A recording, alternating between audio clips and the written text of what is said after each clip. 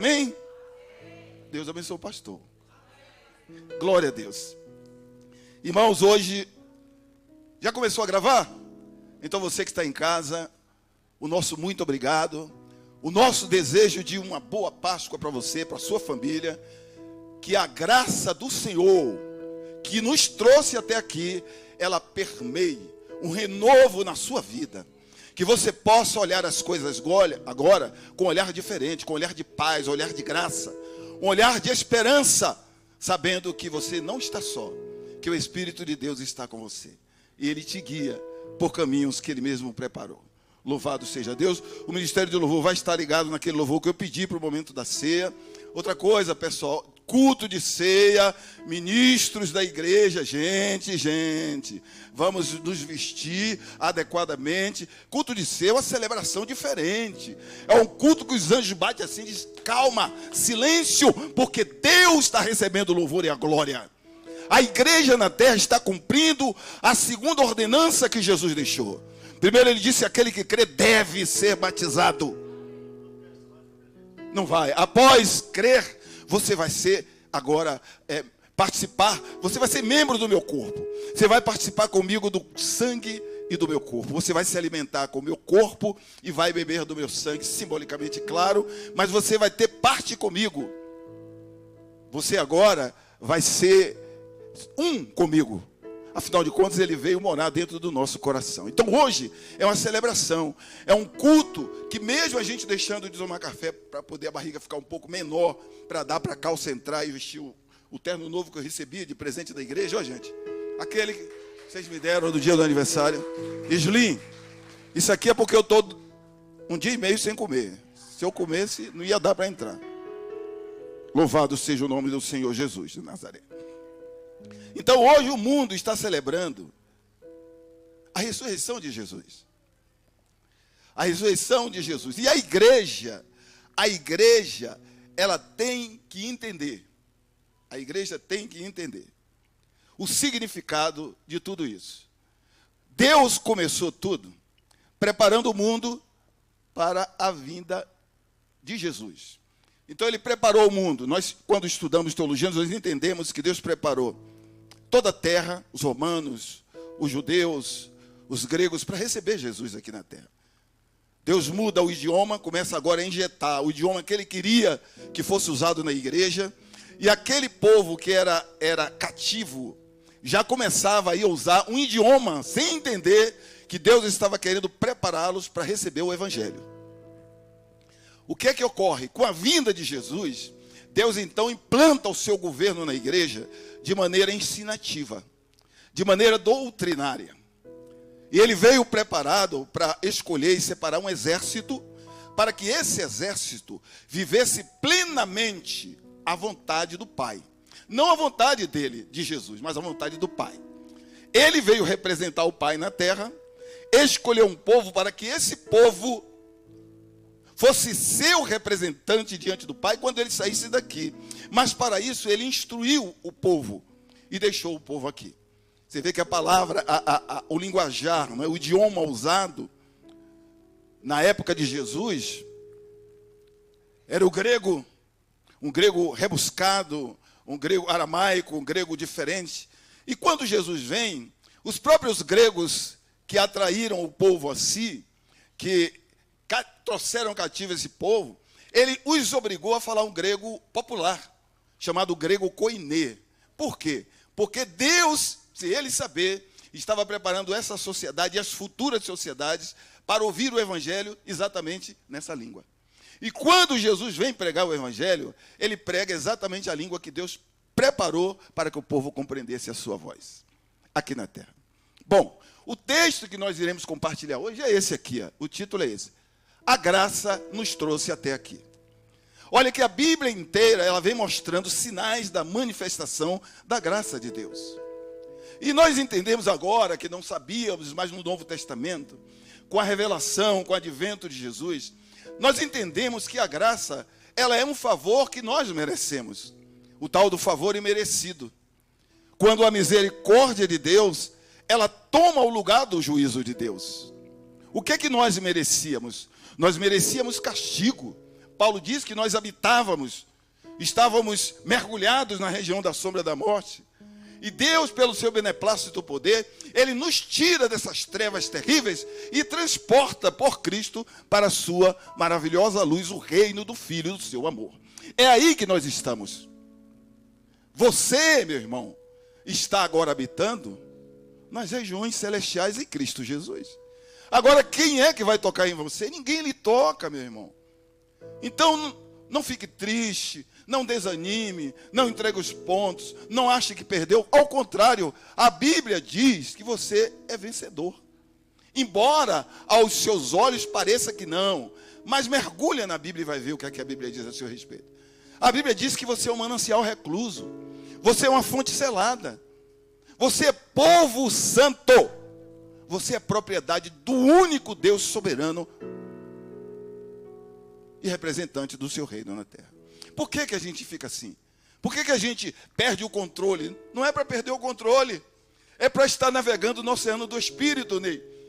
Porque aquilo que está escuro diante de mim, daqui a pouco o Espírito desvenda tudo e Ele me mostra como está claro e eu não tinha visto. É só orar. É só tomar a posição do salmista. Ele disse, olhe para o alto. O que é que tem na sua frente está difícil? Olhe para o alto. Esqueça isso aí. Olhe para o alto que você vai ver o que é que vai acontecer. Quando você tirar os olhos do alto e olhar para frente, vai acontecer com você a mesma coisa que aconteceu com a egípcia Agar. Diante dela só tinha morte. Diante dela só tinha sequidão. Diante dela só tinha fome. Diante dela não tinha vida.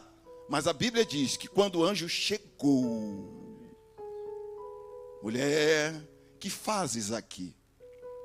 E quem sabe, o anjo do Senhor nesta manhã não te está perguntando o que fazes aqui, com esse tipo de comportamento. Precisa mudar. Precisa mudar. Diz a palavra de Deus que os olhos delas foram abertos. Tem pessoas que estão dentro da igreja, mas os olhos estão fechados. Só está vendo parede, né? Só está vendo problema, só dificuldade. Só que o irmão é assim, a irmã é assim, o outro é assim, o outro é assim, o outro é assim. Mas não está vendo a glória de Deus que rodeia ele. Abre os olhos e veja. Lucas diz, abra a boca, o Senhor falando por ele, que eu te encherei. Então Deus vem preparando um povo, e através de Jesus realiza-se isso. E Deus trata com esse povo. Ontem eu ouvi alguém dizer, a igreja sempre prega as mesmas coisas, mas é para pregar as mesmas coisas. E eu digo categoricamente, essas mesmas coisas têm nome, é a palavra da verdade. É a palavra que transforma a gente. É a palavra que nos aproxima de Deus. É aquilo que Deus entende o linguajar do homem, é o linguajar da sua palavra. Foi ele que disse. Eu não tenho compromisso com a palavra do Cosme, eu não tenho compromisso com a palavra de José, eu não tenho compromisso da palavra de Cláudia, de Ney, não. Eu tenho compromisso com a minha palavra. Eu velo para que ela cumpra. Por isso, pregue insistentemente e veementemente a palavra de Deus, que você está sempre atualizado. Você nunca está retrógrado aos olhos de Deus, você está atualizado. Porque a palavra de Deus renova-se todos os... Aliás, é até... logo de manhã cedo, né? Ela renova de manhã cedo. Quando eu abro lá o zap, 5 horas da manhã, 4h30, tem um negócio lá, uma manobra aí que o pessoal manda cedinho. Ednei, Antonieta. Tem uma galera aí que cedo já está na lida, viu? Tudo recebendo pix do céu. Tudo recebendo pix do céu. E aí mandando. É Cláudia, e vai, e vai, e vai. Gente, vamos mexer com essa poupança aí, não é bom? Essa é boa, essa poupança, né? Essa poupança é boa. Bom, por que eu estou falando isso? Que a graça nos trouxe até aqui. Hoje é um culto mais que especial. Além de ser a celebração da ceia do Senhor, é um culto em que nós todos, junto com o mundo hoje o mundo faz o que nós estamos fazendo aqui, celebrando a ressurreição de Jesus. E sabemos que o corpo dele ficou lá, né? Ele prometeu isso, ele disse isso, mas ele saiu e foi trabalhar em prol das nossas vidas. Aquilo que Mateus fala, aquele que habitava na região da sombra da morte, viu resplandecer sobre ele uma luz. Jesus, enquanto o corpo dele esteve na terra, ele foi exatamente para resplandecer a luz sobre aqueles que habitavam na região da sombra da morte. E para provar que ele era quem disse ser e quem veio para ser, a Bíblia relata lá em Mateus que corpos ressuscitaram e caminharam dentro das ruas de Jerusalém. Ressurgiram dentre os mortos, para quê? Que finalidade foi essa? Teologicamente falando, o motivo pelo qual houve aquela ressurreição, esse negócio desse carro, Ney, está bem aqui no meu olho, eu não estou enxergando muito bem. Vem aqui, chega aqui perto de mim. Chega aqui perto de mim. Pega a minha chave ali. Está bem aqui nessa primeira parte, tira ele, por favor. O motivo pelo qual Deus permitiu isso foi para mostrar à humanidade, para mostrar aos presentes, aos habitantes de Jerusalém, essa primeira parte, Ney, isso, aos habitantes de Jerusalém, que aquele que eles crucificaram, aqueles que ele mataram, não era quem ele pensava que era. E a pergunta é, pastor, esses que ressuscitaram ficaram vivos? Não. O único que ressuscitou e ficou vivo é aquele que está sendo homenageado hoje. É aquele que está sendo homenageado hoje. Esse, como eu coloquei no grupo da igreja hoje, ou foi ontem, não sei, ressuscitou e está entre nós. Mas nós encontramos aqui Deus trabalhando com a igreja. Agora, Jesus já estabeleceu o seu governo na terra. O seu projeto de recolhimento, o seu projeto de apacentamento, melhorou, meu irmão. Agora já está em atividade. Já está em atividade. E ele então trabalha com seus escolhidos. Aí entra o nosso problema, que nós não entendemos o agir de Deus, o trabalhar de Deus. E muitas vezes, por conta disso, caímos naquilo que eu comecei falando hoje, das pessoas darem as costas para o Evangelho, darem as costas para Cristo e, consequentemente, para a igreja, porque não entende a maneira que Deus trabalha. O conselho do pastor é: não procure entender, mas procure única e exclusivamente obedecer. Se você obedecer, você será bem-sucedido. O problema é que tem pessoas obedecendo doutrinas humanas, dogmas que homens colocam, e esquecem da essência da palavra de Deus. Vai para a palavra e veja, ele dizendo 1000 anos antes de Jesus palmilhar a extinção, que nos conhece muito bem, muito mais do que nós mesmos. Ele diz que conhece a nossa estrutura, sabe quem somos, e ele releva muitas coisas que nós fazemos. A prova disso é que naquele dia que nós estávamos estudando aqui numa quarta-feira, na escola dominical, eu falei do lapso, eu falei do pecado contra Deus cometido por Abraão, o pai da fé. Alguém pensa que Abraão foi um homem perfeito? Não. Ele também claudicou, ele também vacilou, porque a ordem era sair sem levar ninguém da sua parentela. E muitas vezes, pastor, assim como ele, nós também cometemos os nossos erros, as nossas falhas. Mas assim como Deus fez com Abraão, Deus também releva os nossos pecados. Ele não quer, em hipótese nenhuma, que a gente deite, que descanse, que tenha prazer no pecado. Não é isso que ele quer. Mas ele reconhece a nossa fragilidade. Eu sei quem você é. Aí Paulo vem testificando de tudo isso e diz: olha, não vem sobre você. Para quem ele fala isso? Para aqueles que Deus falou que conhecem a nossa fragilidade. Então ele diz: não vem sobre você nenhuma provação, nenhuma luta, ou até mesmo tem essa tentação que você não suporte. Então, tudo que vier na sua vida, você vai suportar. Tudo, absolutamente tudo. Olhe para a palavra. Ela diz: junto com a tentação, junto com a provação, Deus já regimenta anjos para trazer o escape para você. Então você vai carregando o seu problema aqui, a sua luta, seja lá qual for, do seu lado, sem você ver. O anjo do Senhor está andando do seu lado, só te olhando para ver o que é que você vai fazer. Ele espera a ordem não sua, mas de Deus. Então, enquanto você anda com seu fardo, ore, ore, não pare de orar. Estava conversando com o missionário essa semana. Os problemas dos crentes é que não oram, não estudam Bíblia, não procuram se aprofundar no conhecimento do que Deus fala, e fica de alô, como vai aqui porque tem um profeta, vai lá porque tem outro profeta, vai ali porque está botando dente de ouro, vai ali porque está caindo dinheiro na porta da igreja, vai ali porque está chovendo chuva de prata, vai, e Satanás dando risada e batendo palma, e indo junto, acompanhando ele. Eu vou com ele, e vai, mas permaneça em Jerusalém, aprenda com o Senhor. Deus é muito criativo nos seus planos e projetos, não é? Muito criativo Deus é.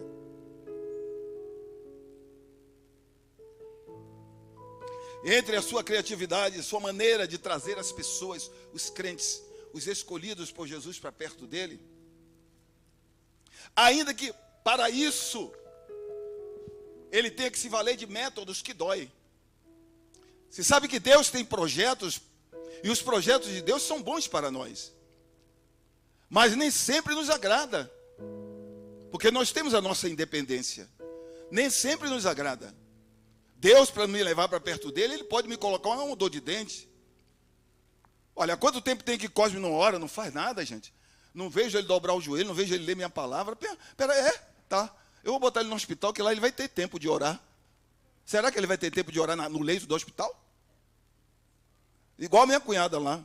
Está me ouvindo, minha filha? Está me vendo? Não foi que você não chegou para mim e disse, Cosme, por que Deus está fazendo isso comigo? Eu falei, é para você falar com Ele. É para você se aproximar dEle.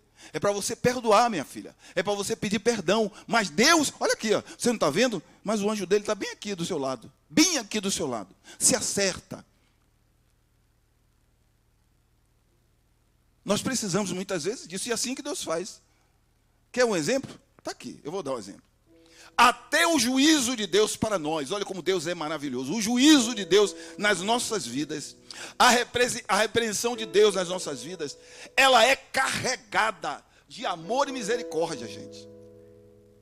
Imagina se Deus tira a mão dele, se Ele tira a mão de misericórdia dele, de cima de nós na hora da repreensão, era um sopro, uma queda, e 500, a gente não levantava nunca mais. Mas a mão que derruba é a mesma mão que levanta. Olha, venha. Venha. Você não merece não, mas venha. Sabe por quê? Porque eu te amo, Deus está dizendo. Eu te amo, rapaz. Eu te amo e você não entendeu que eu te amo. Essa repreensão, ela é carregada de amor, gente. Eu imagino como Deus não fica triste na hora que Ele tem que repreender um de nós. Você já pensou? Ele deve ficar muito triste.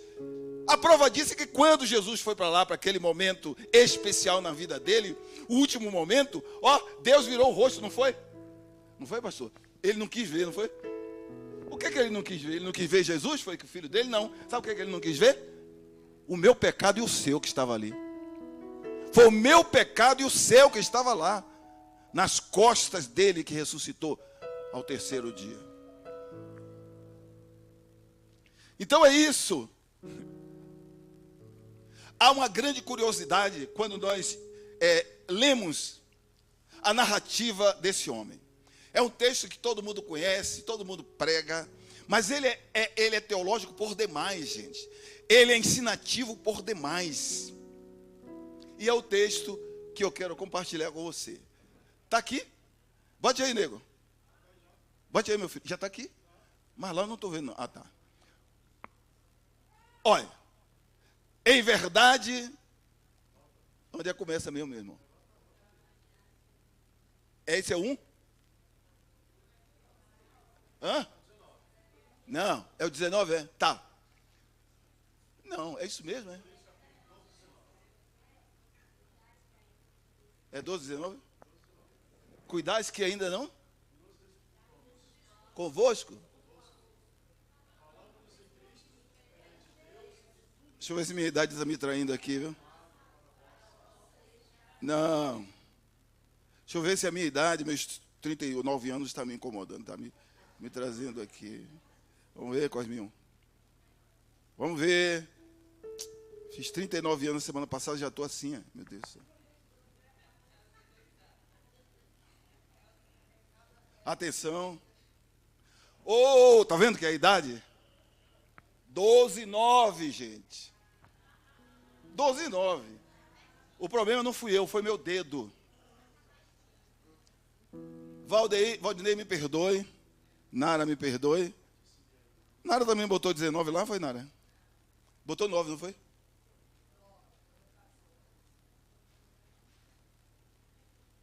Certo.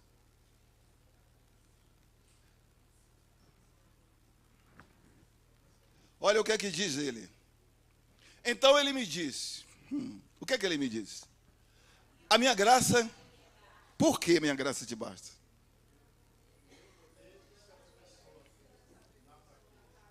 Pronto, esse texto ele é autoexplicativo, minha gente.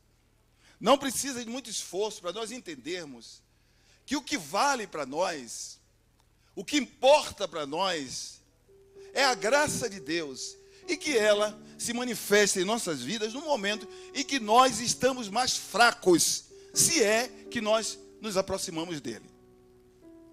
Então, no momento em que nós nos aproximamos dele, a graça dele se manifesta. Então, como nós vamos entender agora aqui Deus trabalhando na vida desse personagem? Não é? Então, há uma grande curiosidade quando nós lemos a narrativa do apóstolo Paulo. Né? Um homem que ele mesmo relata, e a Bíblia está dizendo, que ele tinha um espinho na carne, um problema físico nele, um problema na sua carne, um problema que era incômodo para ele. Né? O fato curioso é que Deus ter se negado a retirar o espinho na carne desse homem. Todos nós queríamos ser servos de Deus como Paulo foi. Nós queríamos ser usados por Deus da maneira que Paulo foi.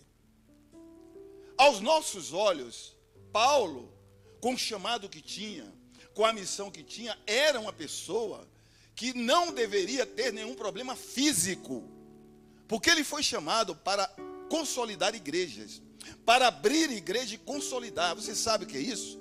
Abrir pontos de pregação e voltar um certo tempo para ir consolidando esses crentes. Lá na IBAN nós tínhamos um jargão, Antonieta, mais José deve lembrar, Manuel também, que são os antigos de lá, Rosânia, era evangelizar, consolidar e enviar. Você se lembra? Não era assim? Evangelizar, consolidar o quê? Ensinar, fortalecer, né? Ficar adulto na fé, não é isso? E depois enviar, para não enviar neófito, né? Não enviar pessoas sem conhecimento e sem preparo. Por isso que ela bate muito na tecla aqui, pastor, nós precisamos ensinar. E eu acho que o povo já sabe. Olha, eu acho que já sabe.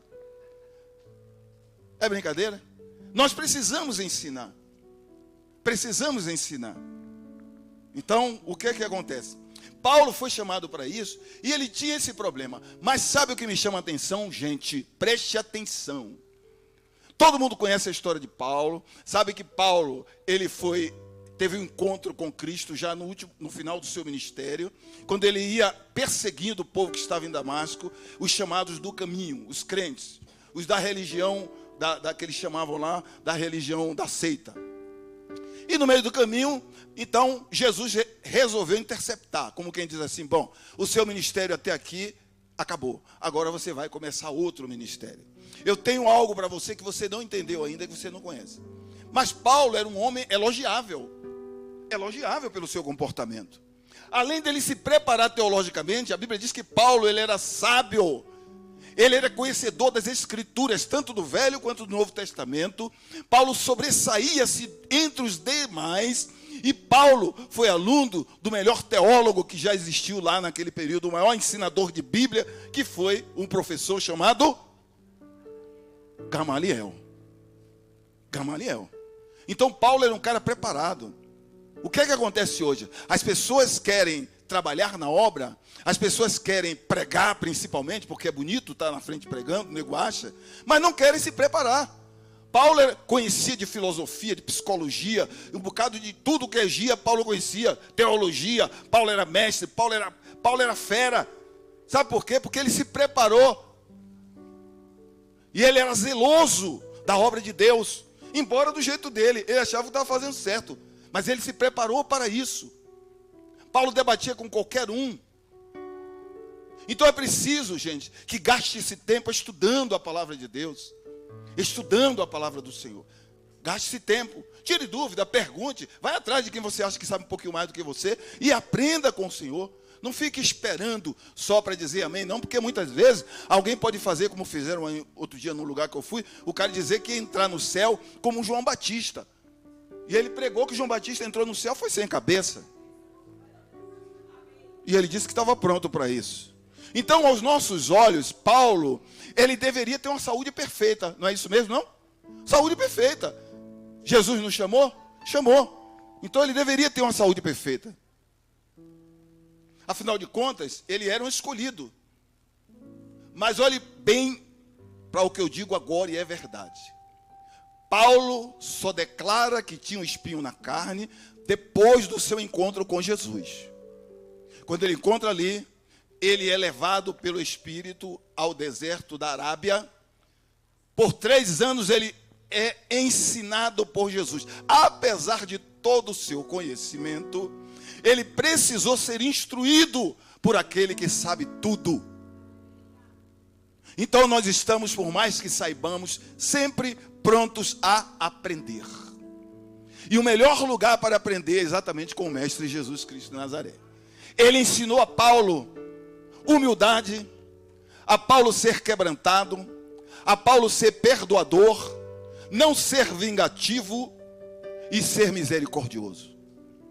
Ele deve ter apresentado tanta coisa para Paulo, que Paulo é quem escreve sobre o fruto do Espírito, gente. Preste atenção, como esse homem não ficou diante de Jesus naqueles 3 anos. Que teologia maravilhosa, hein? Que ensinamento. É Paulo que fala sobre o fruto do Espírito, os dons espirituais, gente. Ele aprendeu com quem isso? Ele aprendeu com Jesus. 3 anos de teologia ali, no deserto da Arábia. E é engraçado. Ele diz que esse espinho na carne foi colocado por Deus de maneira proposital. Mas tudo isso só acontece após o seu encontro com Cristo. E ele mesmo diz, por que o pastor fala? Porque ele disse, para que eu não me ensoberbecesse, para que eu não ficasse vaidoso, achando que eu sou super crente, que eu sou super-homem, que sou eu que sei, porque eu, e mais eu, e se sobrar tempo, eu de novo. Então esse espinho na carne, ele veio exatamente para trazer Paulo para a realidade. Como Cristina, missionária lá, diz em Salvador, nós precisamos ter um choque de realidade para saber quem somos nós. Esse espinho na carne serviu para Paulo lembrar da sua dependência de Deus. Imagina quantos elogios Paulo não recebia no seu ministério, hein? Hein, Claudete? Um homem daquele, quantos elogios ele não recebia, hein? Nas pregações, abertura de igreja, consolidação, um homem que tinha uma eloquência na palavra maravilhosa. Olha só, mas aí o espinho na carne lembrava a ele. Lembre quem você é, viu? Eu acho que quando os elogios vinham, o Senhor arrochava mais um bocadinho para ele ir para a cama. Vá para a cama. Vá tomar um chá de qualquer coisa aí, vá. E ele disse, para que eu não me ensoberbecesse, Deus colocou em mim um espinho na carne. E foi esbofeteado por Satanás, claro que de maneira figurativa. Esse espinho na carne, talvez tenha sido uma enfermidade no corpo dele. Mas quem colocou? Deus põe enfermidade em alguém? Deus não faz isso. Deus permite. Satanás colocou esse espinho na carne de Paulo por ordem de Deus. Quando você ouvir alguém dizer que até Satanás é servo de Deus, não se assuste. Porque aquele que serve é servo de alguém. E Satanás está sob o cuidado, sob o domínio, sob o controle de Deus. Então ele não pode tomar a decisão dele e se levantar contra você. Ele não pode dizer, não, hoje eu vou arrancar o cabelo de Angélica, vou arrancar o cabelo dela, vou puxar o braço dela, vou puxar o pé dela. Negativo. Ele está sob o cuidado de Deus. Para que nós não fiquemos pensando essas coisas, João vem lá e testifica. Quem é Angélica? Ela é nascida de Deus, então fique tranquila. Porque quem é nascido de Deus, Deus guarda. E o diabo não toca. Mas tem crente que está esquecendo.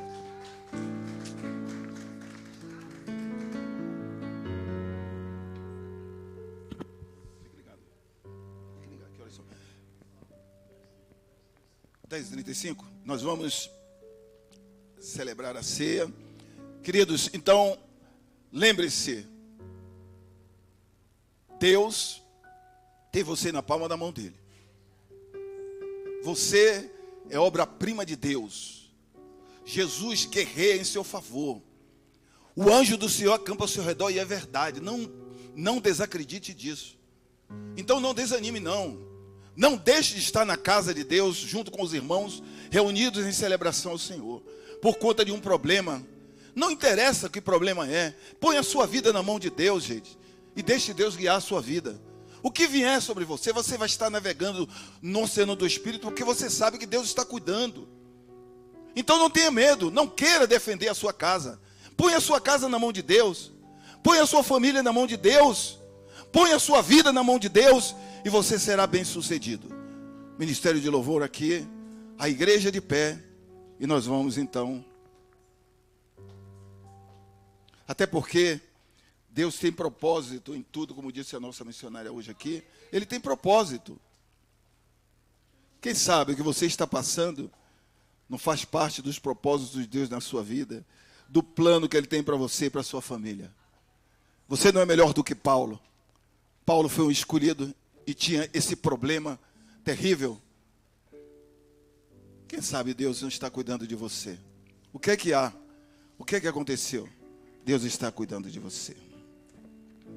Louvado seja Deus. Amém. Meu irmão, vamos servir a ceia do Senhor. Você que está em casa, se você está habilitado a participar da ceia, né? Eu quero que você pegue o pão, que você pegue o cálice. Eu quero que você apresente ao Senhor. Eu quero que você ore comigo. Nós iremos consagrar esses elementos que você tem na sua casa, viu? Acredite, Deus está trazendo renovo para você, saúde para você e para sua casa. Levanta, pastor, por favor. Cadê a... Vem aqui, Maria, por favor. Ajuda aqui, por favor. Glória a Deus.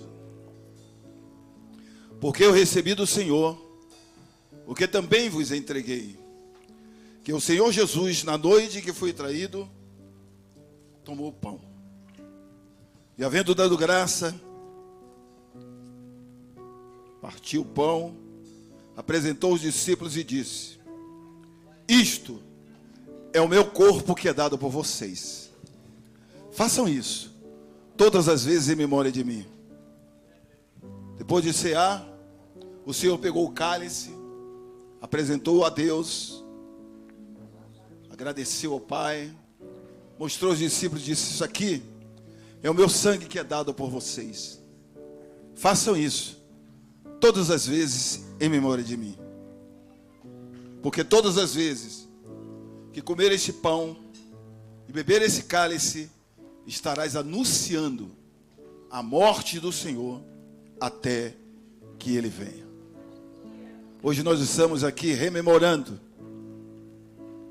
a morte do Senhor, e de maneira específica no dia de hoje, o dia em que o mundo comemora, e nós também, a ressurreição do nosso Salvador.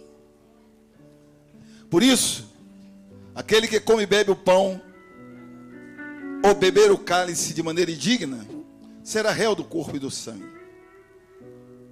Examine-se, pois, o homem a si mesmo, e então coma do pão e beba do cálice. Isso aqui é um cerimonial. Isso aqui não vai nos tornar mais crentes ou menos crentes. Mas nós estamos cumprindo a ordenança do pai da igreja, o dono da igreja, aquele que fundou a igreja, o salvador da igreja e das nossas vidas. Jesus disse: beba do cálice e coma do pão em memória de mim. Mas nós não podemos fazer esse gesto com os nossos corações petrificados, com os nossos corações endurecidos.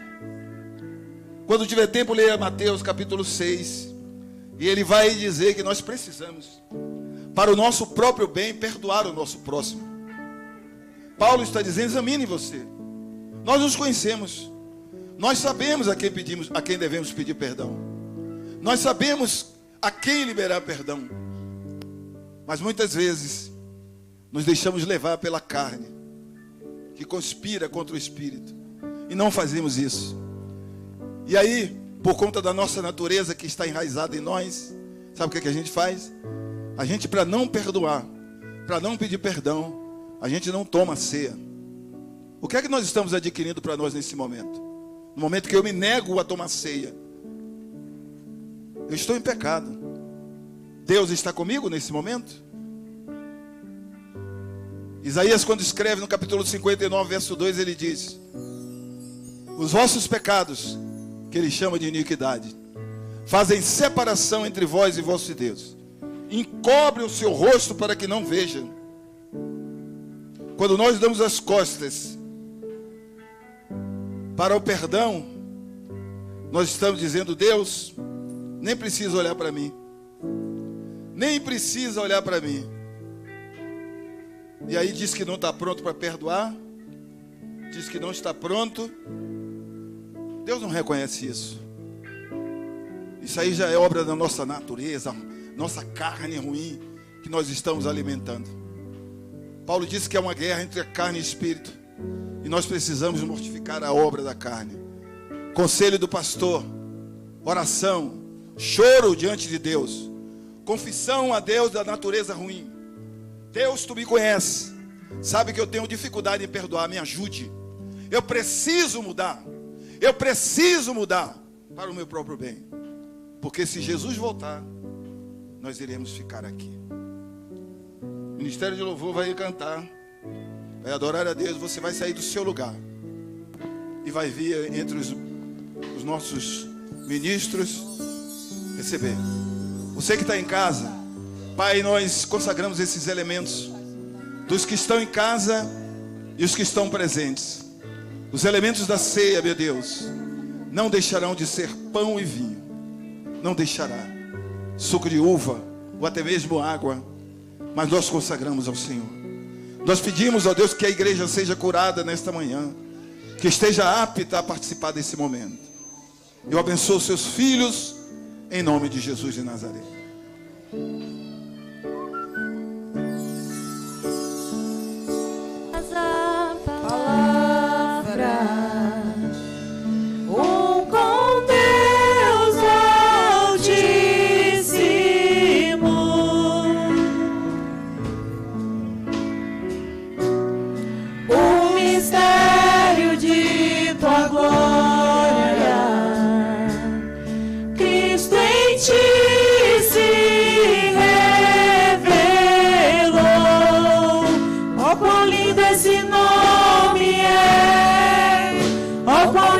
Esse nome é o nome de Jesus, meu Rei.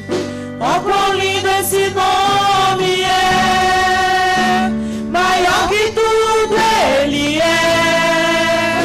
Ó, quão lindo esse nome é, o nome de Jesus.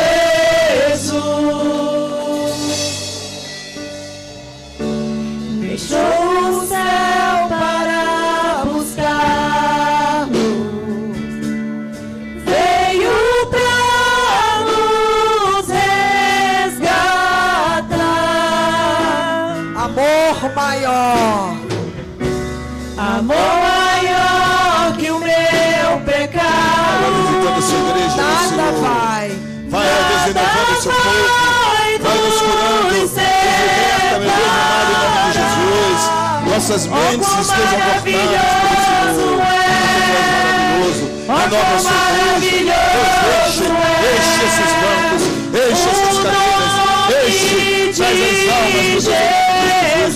Ajuda-nos a atrair pessoas a Ti, ajuda-nos a atrair pessoas à sua casa, ajuda-nos a atrair pessoas a Senhor, a Jesus Cristo. Maior que tudo ele é, ó, quão maravilhoso é o nome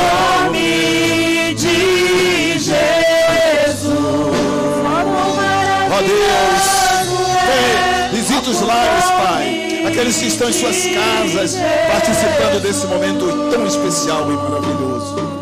Aleluia. Glórias a Deus. Ei, desmonta aqui.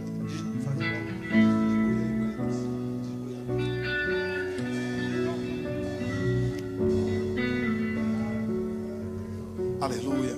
Enquanto isso, vamos orando. Vamos te convidando, o Espírito Santo, para visitar o nosso coração, para consultar a nossa mente, trazendo um renovo espiritual, trazendo graça, trazendo paz que nós tanto precisamos. Acalma a nossa alma, Senhor. Aumente a nossa fé, meu Deus. Prepara-nos para esse momento tão sublime que é participar, nos alimentarmos, Deus, do corpo e do sangue do Teu Filho. Deus, olha os 4 cantos dessa igreja. Não permita que nenhum de nós venhamos usar para nossa condenação, mas que nós possamos estar aptos, ó Deus, aptos, renovados pelo poder da sua palavra. Isso porque a sua graça nos trouxe até aqui. É pela sua graça que estamos aqui. É pela sua graça que respiramos. É pela sua graça que vivemos. É pela sua graça que temos esperança, Senhor. Aleluia, Jesus. Glórias ao teu nome, Pai amado. Renove a sua igreja. Tu nos trouxestes até aqui para nos abençoar nesta manhã. Uma manhã de oração, uma manhã abençoada em nome de Jesus. Glórias a Deus.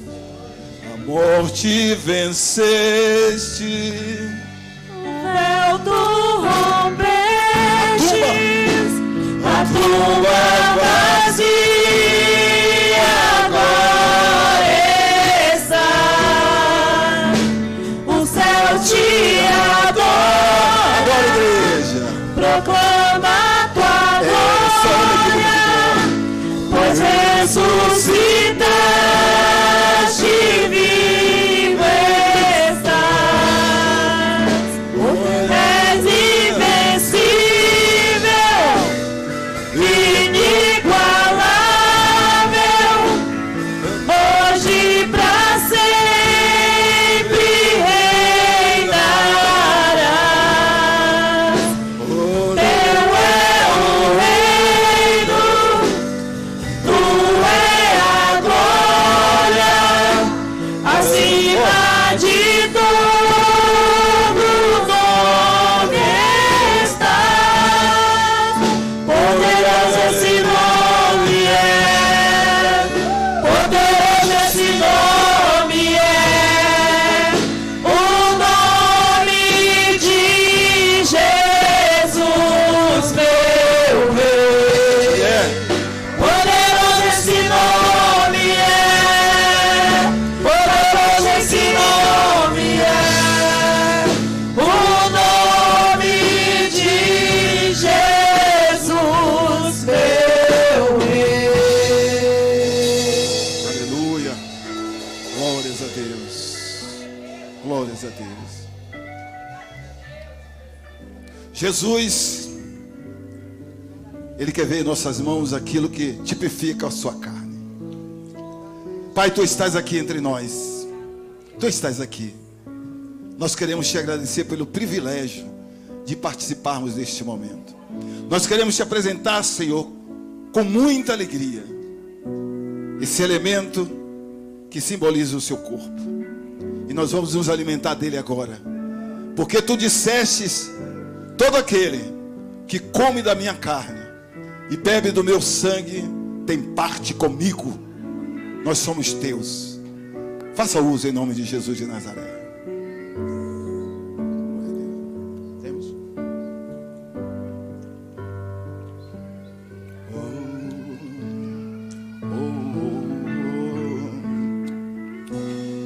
Glórias a Deus. Nós temos. Apresenta o cálice ao Senhor.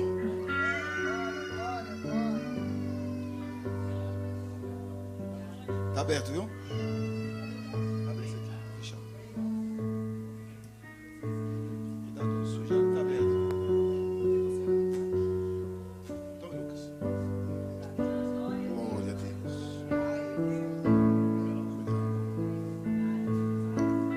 Aleluia. Os anjos aplaudem o Senhor nesse momento. A igreja está linda. A igreja está linda, eu estou vendo coisas aqui. Hoje nós começamos o dia em jejum e oração. Quando os irmãos chegaram aqui, o fogo já estava aqui dentro, queimando. As irmãs de oração orando, clamando a Deus. E à medida que as pessoas foram chegando, foram se ajoelhando, foram orando. E convidamos esse Espírito maravilhoso para estar aqui. Eu estou vendo os anjos passeando aqui no meio da igreja. A glória de Deus está aqui. A Shekinah de Deus está aqui. Aleluia. Glória a Jesus. Por semelhante modo também, depois de cear, ele tomou o cálice e disse: este cálice é um pacto novo que eu faço com vocês. É o cálice da nova aliança. Você tem uma aliança com ele? Glória a Deus. Usa em o nome de Jesus de Nazaré, porque ele venceu a morte.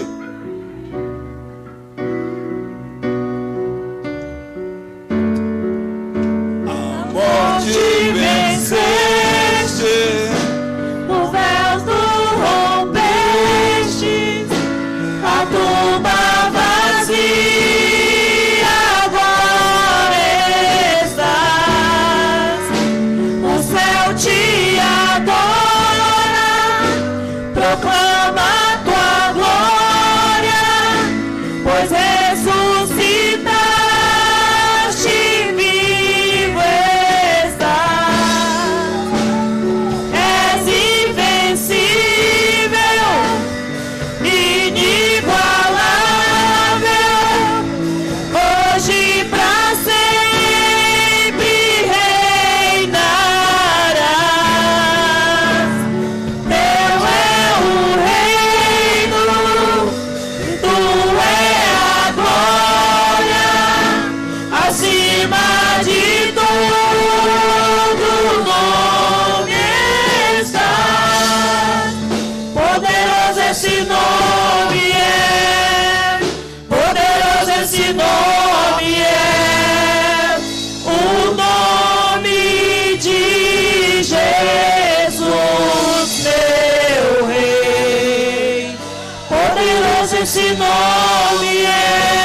Você pode sonhar. Mais forte que Pode dizimar. tudo Isso, é. Poderoso esse nome é. Deus. O nome de Jesus. Poderoso esse nome é. O nome de Jesus.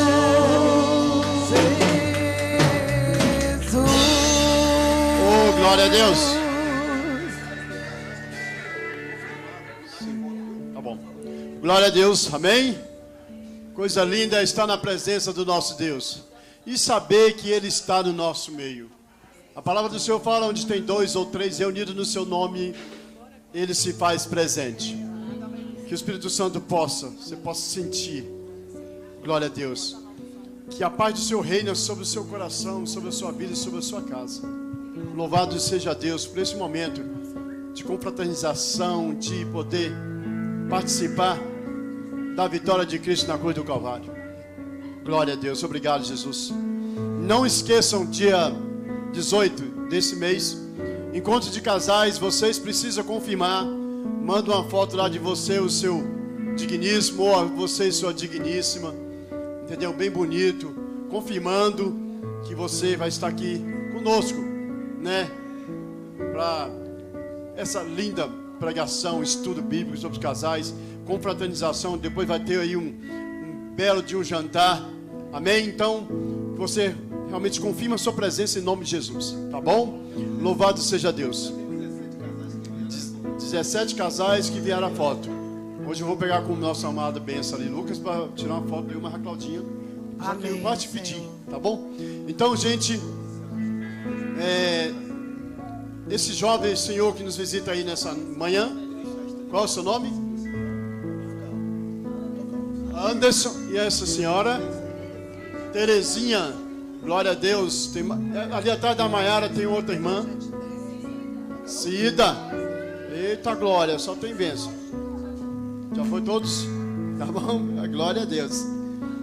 Então, Aleluia, todos Senhor. têm a dizer para o nosso visitante: sejam Bem-vindos em nome de Jesus. E volte sempre, porque Volte estamos sempre, aqui na Cida. presença do nosso Deus. na casa do nosso Deus. Vocês sejam bem-vindos em nome de Jesus, tá bom? Amém. Eu vou dar a bênção apostólica e vocês vão orar e louvar o último hino, tá bom? Glória a Deus. Que a paz do nosso Senhor Jesus Cristo, que o amor de Deus nosso Pai, que as doces consolações do Espírito Santo reinem sobre a minha vida, sobre a sua vida, não só hoje, mas para todos sempre. Todos digam: tenha um domingo abençoado em família, um domingo de Páscoa em nome de Jesus. Oh, glória a Deus. Teu sangue, Jesus.